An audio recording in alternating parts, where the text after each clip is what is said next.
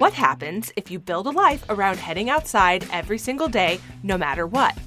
I'm Amy Bouchat, and you're listening to the Humans Outside Weekly Outdoor Diary, where I share with you my own insights from heading into nature every single day for at least 20 minutes, no matter the weather. What did I learn, hear, see, and experience this week as I take on the Humans Outside 365 Challenge?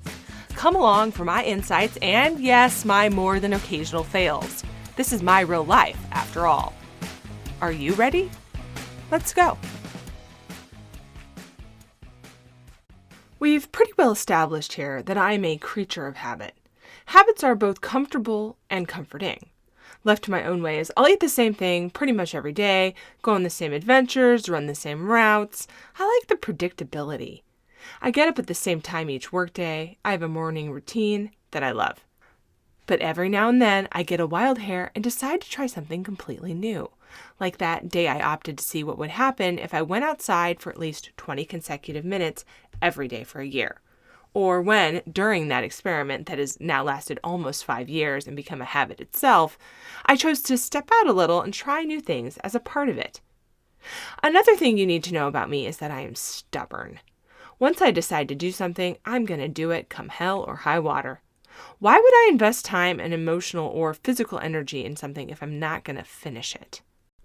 Now, there are many things I love about heading outside, and among them is the way nature constantly challenges you due to its unpredictability.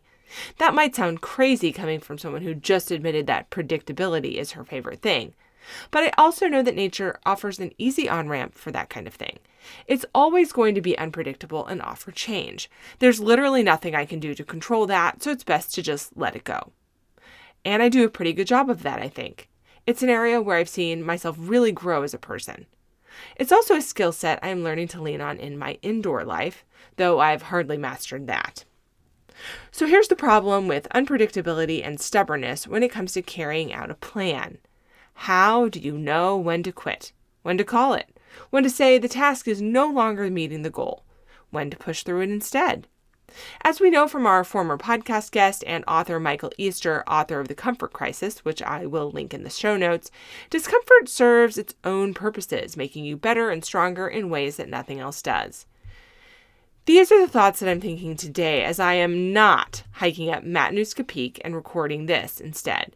I've been planning this hike for weeks, taking a half day off work to make it happen on the only week I have no kids and therefore no responsibilities calling at home all year, since both of them are at camps at the same time.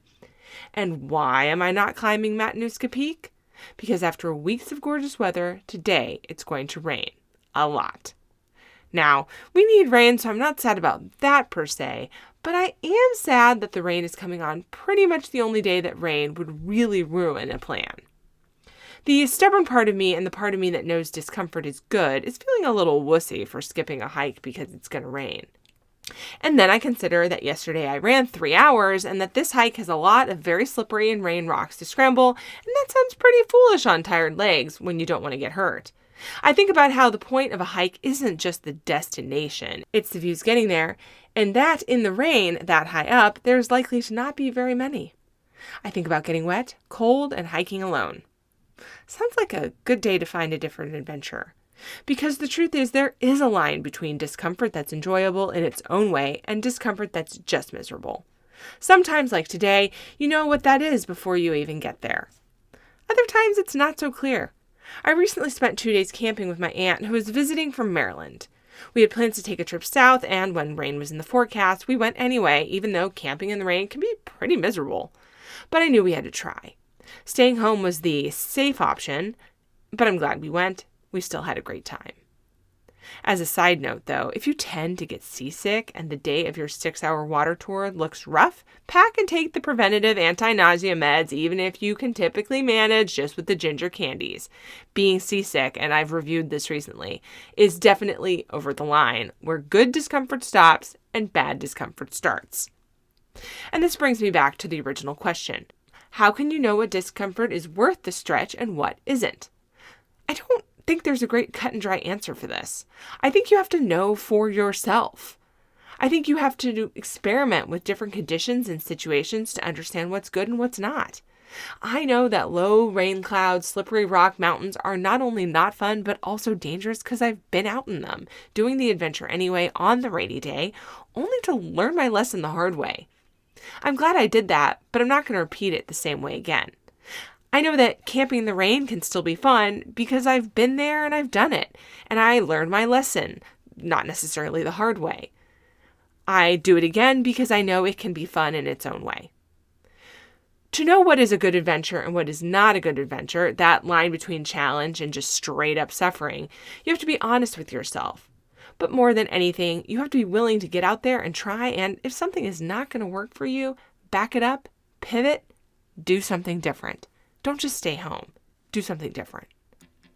You can see all the photos of my challenging and more pleasant days on Humans Outside on Facebook and Instagram.